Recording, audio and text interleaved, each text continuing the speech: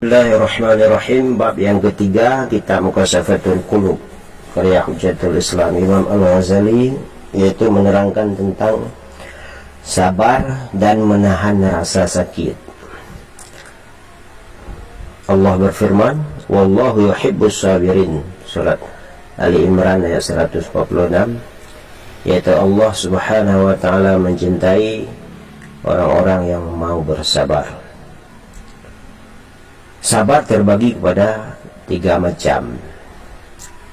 Yang pertama, sabar untuk melakukan ketaatan kepada Allah. Yang kedua, sabar untuk meninggalkan segala larangan-larangan Allah walaupun nafsu ataupun kita menginginkan hal tersebut. Dan yang ketiga, sabar di atas musibah ataupun cobaan daripada Allah subhanahu wa ta'ala.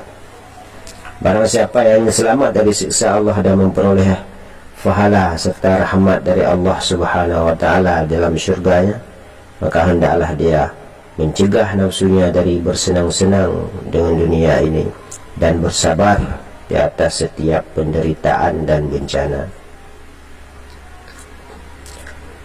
Diceritakan sesungguhnya Nabi Zakaria alaihissalam ketika dikejar oleh orang-orang Yahudi, karena orang-orang Yahudi mereka suka membunuh para nabi. Salah satu nabi yang mereka bunuh adalah Nabi Zakaria. Setelah mereka dekat dengan Nabi Zakaria, dia melihat sebuah pohon dan berkata pada pohon itu. Nah, ketika Nabi Zakaria dekat dengan sebuah pohon, Nabi Zakaria meminta izin supaya bisa bersembunyi di dalam pohon tersebut. Maka pecahlah pohon itu dan dia masuk ke dalam pohon tersebut. Kemudian pohon itu merapat lagi. Lalu iblis datang dan memberi saran kepada orang-orang Yahudi yang mengejar Nabi Zakaria. Karena orang-orang Yahudi tahu bahwa Nabi Zakaria bersembunyi dalam pohon, tapi tidak tahu bagaimana cara membunuh Nabi Zakaria. Akhirnya iblis memberikan saran supaya pohon tersebut digergaji. Akhirnya mereka betul-betul mengerjakan apa yang disarankan oleh iblis yang berbentuk manusia. Maka dalam hal ini kita bisa mengetahui orang-orang yang mencegah kebaikan, orang-orang yang membunuh orang-orang baik, para antek-antek itu, baik yang memberi saran, yang mendanai dan sebagainya, walaupun mereka berbentuk manusia, tetapi hati mereka adalah iblis. Saat itu iblis menjelma menjadi manusia dan memberikan saran kepada orang Yahudi untuk membunuh Nabi Zakaria. Hal itu terjadi karena Nabi Zakaria mengandalkan pohon dan bukan mengandalkan Allah subhanahu wa ta'ala, hingga menyebabkan kebinasaan bagi beliau.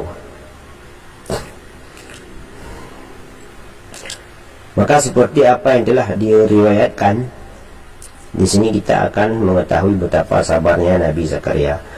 Seperti apa yang telah diriwayatkan dari Nabi Muhammad SAW, bahwa beliau bersabda, Allah subhanahu wa ta'ala berfirman, tidak ada seorang hamba yang terkena musibah lalu dia berpegang dengan Allah, maka Allah akan memberinya dan mengabulkan sebelum dia berdoa.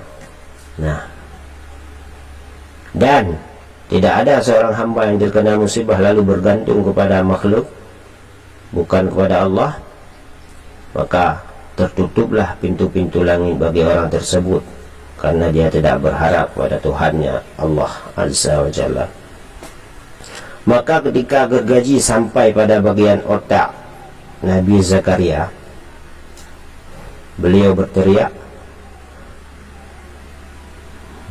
kesakitan, cuma mengatakan kalimat Kalau bahasa kita hari ini, aduh, nah, merintih. Maka firman Allah, saat itu turunlah firman Allah, mengapa engkau tidak bersabar wahai Zakaria? Yang pertama, engkau telah mengandalkan pohon sebagai bantuan untukmu, dan yang kedua, engkau menjerit karena kesakitan. Seandainya engkau mengatakan kalimat sekali lagi, maksudnya Nabi Zakaria ketika digergaji, beliau berkata karena kesakitan. Jika engkau mengatakannya sekali lagi, maka akan aku keluarkan namamu dari daftar kenabian. Nah, akhirnya Nabi Zakaria menggigit bibirnya dan bersabar hingga mereka membelahnya menjadi dua bagian. Untuk itu wajiblah atas orang-orang yang berakal bersabar terhadap bala dan tidak mengadu kepada manusia, biar dia selamat dari siksa dunia dan akhirat. Karena bala yang paling berat adalah atas nabi-nabi dan para wali Allah. Di sini bisa kita pahami, ketika musibah datang, bergantunglah kepada Allah, berharaplah kepada Allah. Jangan menggantungkan harapan kepada selain Allah. Ketika rasa sakit datang, penyakit dan lain hal sebagainya yang sering kita jumpai dalam kehidupan ini, karena dunia ini memang bukan tempat bersenang-senang, maka hendaklah kita memohon pertolongan dan berharap kepada Allah semata.